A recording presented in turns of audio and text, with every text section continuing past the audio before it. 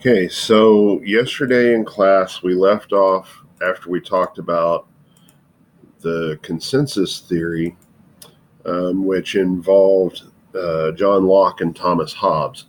So today we'll start off with conflict theory, which involves Jean-Jacques Rousseau. And with conflict theory, we basically have that even though man is free or humanity is free, um, powerful groups create laws to protect their values and interests in diverse societies. So it's a lot more socialist than it's a lot more of a socialist style of government and law creation than the consensus theory. Now, that's not to say that, consensus versus conflict is capitalist versus socialist, but just that the conflict theory is more associated with a socialist style of government. And it's associated with conflict with the private property and the unequal distribution of resources, which you hear quite often being associated with socialism. And so basically, it's like it says here on the slide that conflict exists between the ruling elite's need to use force to assure compliance by non ruling parties.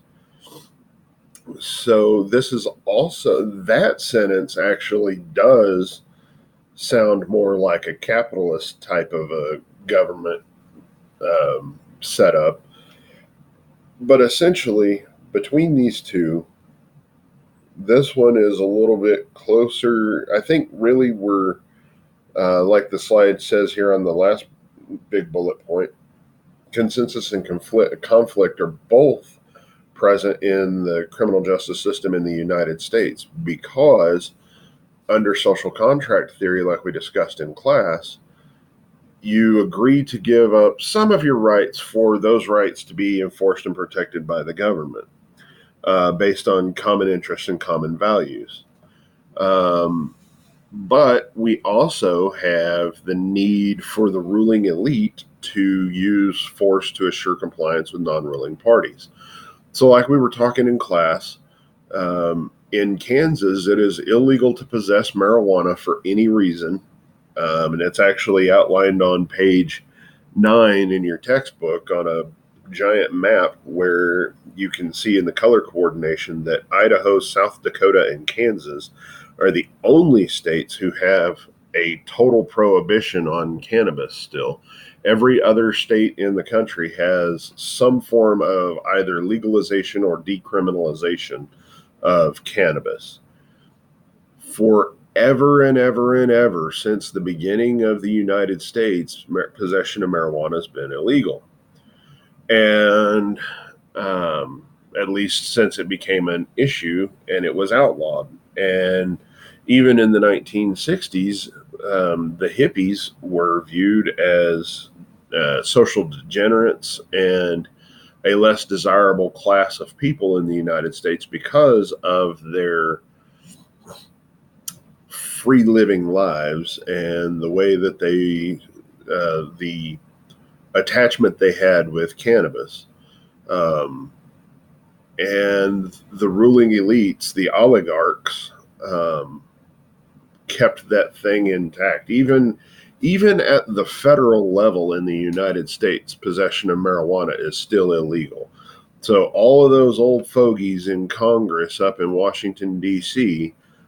are not taking the measures to decriminalize or legalize cannabis in the United States.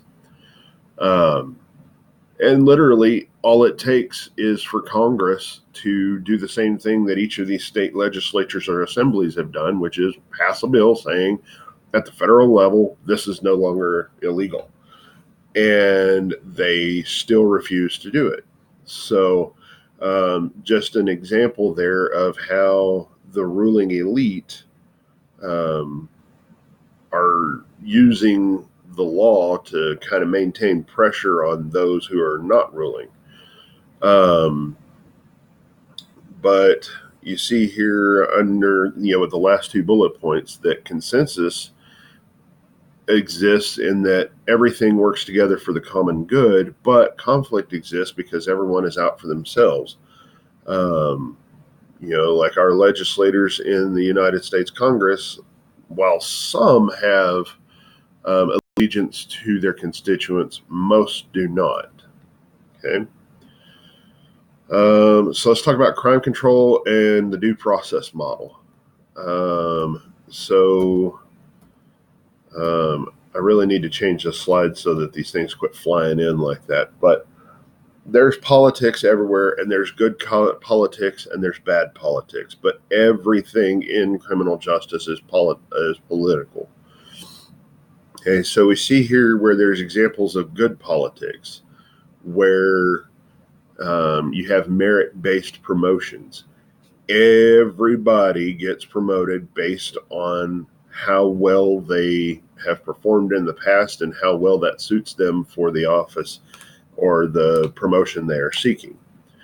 Where bad politics, you have, people in charge of an agency appointing whoever they so choose, getting their friends or their family into positions.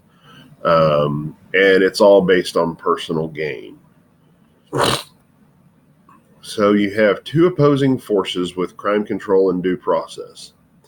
So crime control, if you look at it like a spectrum, crime control is to the right and due process is to the left. I put them in that order because it matches the closest to our political spectrums. Okay, so with crime control, it's an assembly model based on individual responsibility and swift, decisive punishment. Okay, so the thing is let's go out there, let's catch the bad guys doing the bad stuff, collect the evidence, get them into court, get them tried, get them sentenced, get them into prison or whatever we're going to do for punishment, and get them out of here. Very quick, very assembly model there. But then we have due process, which is much more to the left of that spectrum. And it's best described as like an obstacle course model, where you constantly have various obstacles coming up to law enforcement being a problem, in being able to get this swift and decisive action in criminal investigations. And it is primarily focused on fairness to both the prosecution and the defense. This is the one that says that no, you can't try somebody without giving them an attorney. They have the right to be free from unreasonable searches and seizures and stuff like that. Okay, so in the United States, we actually have a combination of crime control and due process. But the thing that balances the two is discretion. And the reason why discretion is the balancing act between the two is because officers are given the ability to decide whether or not to stop, whether or not to charge, whether or not to arrest, things like that, because our legislature cannot foresee each and every possibility in the application of the law. And so the discretion allows for a fair applicable a fair application of the law.